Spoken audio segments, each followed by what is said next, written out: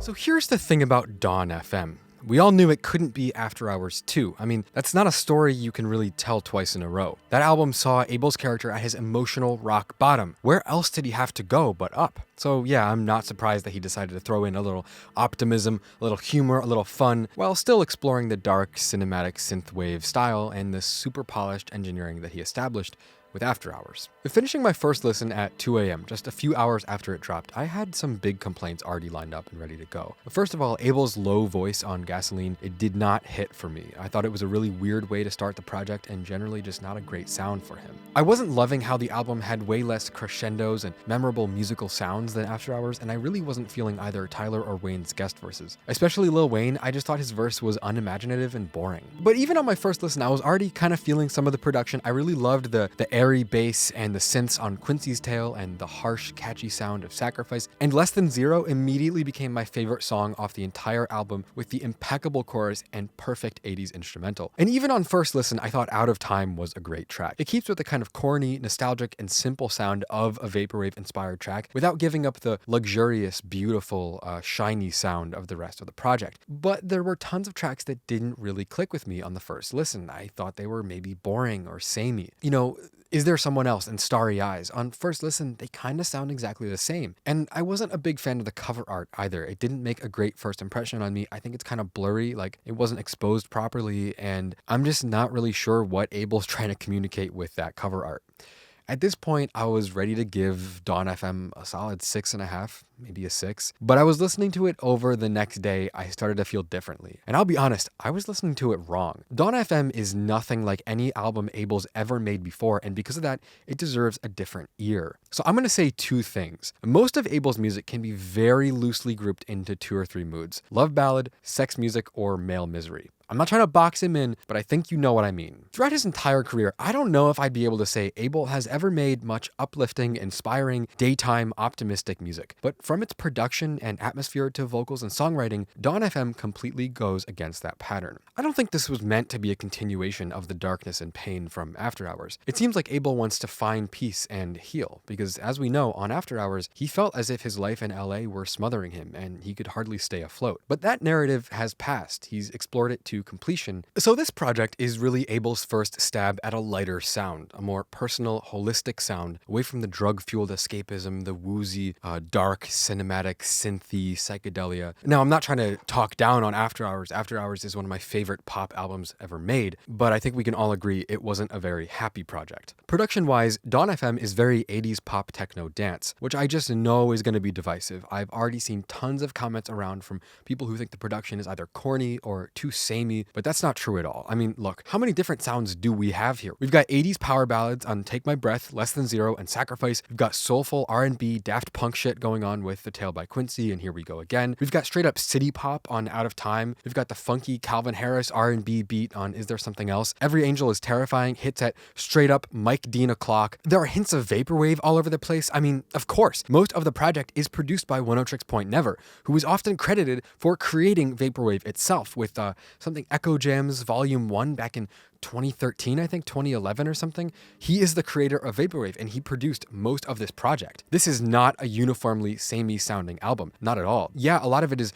retro-futuristic, and the general vibe is light, dreamy, and melodic, but I honestly like the production on Dawn FM enough to say this is probably my second favorite Weeknd project ever in terms of production. And not only do you have all these fun, fresh, interesting influences, but you have an absolute musical titan like OPN bringing the whole package together in a way that literally makes it feel like the soundtrack to a movie. It's incredibly well put together, and the album in general feels so replayable with so many different memorable sounds and moments. Like Less Than Zero instantly became one of my favorite Weeknd songs ever, if just for the production. That feels like the end credit song to The Breakfast Club or some other 80s movie. And look, what can I possibly say about AbeL's vocals at this point? Other than the fact that I believe he's my favorite living male singer. There is no one as talented as him right now, and half the time I'm listening to Weeknd songs, I'm just sitting there in awe that he's able to do what he can do with his voice. There's almost no artist living today that I would rather hear sing than AbeL, and his incredible performances on songs like Sacrifice, Out of Time, and especially Less Than Zero. He just continues to prove how beyond comparison his talent really is,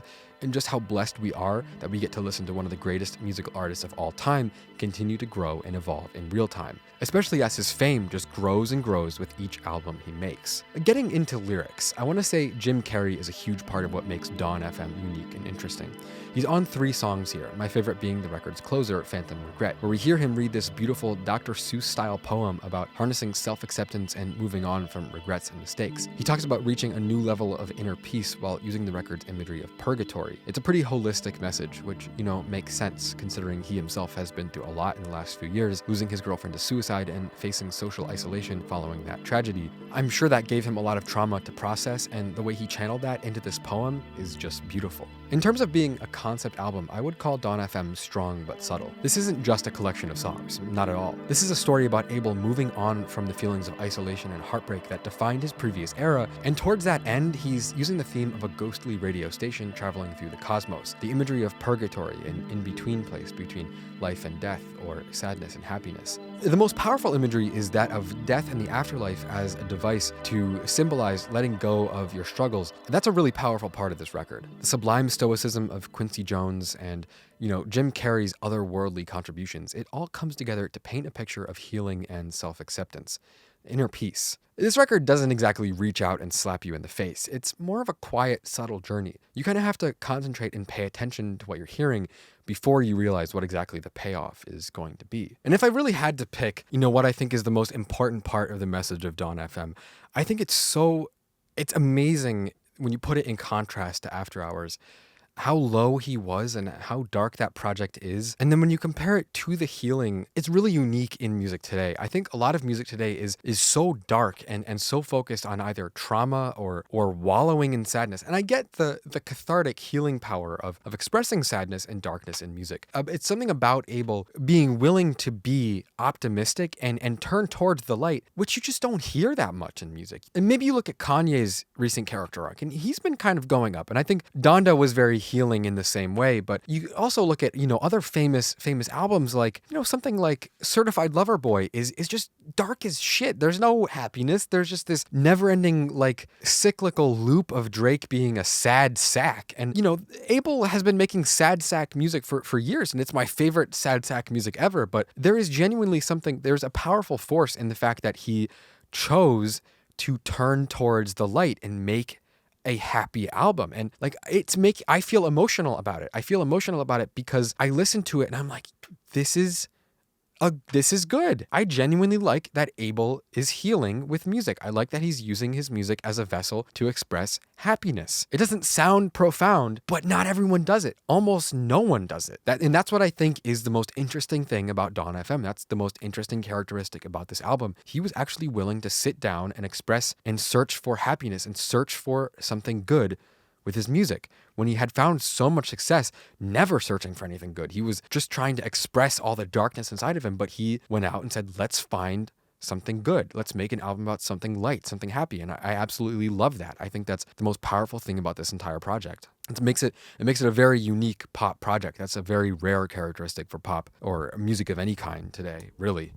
But ultimately, I'm kind of conflicted on how I feel about Dawn FM. OPN contributed some of my favorite beats of all fucking time with the beautifully transcendent synths. AbeL is continuing to prove himself as one of the best vocalists alive. Jim Carrey tied the conclusion together, narrating one of my favorite album outros of all time. Dawn FM really does feel like a healing process for AbeL in a powerful, moving way. But it's not a perfect album. I think the features from Tyler and Wayne are really lacking. Both of them are just not that special or interesting, especially Wayne's verse, which just sounded uninteresting.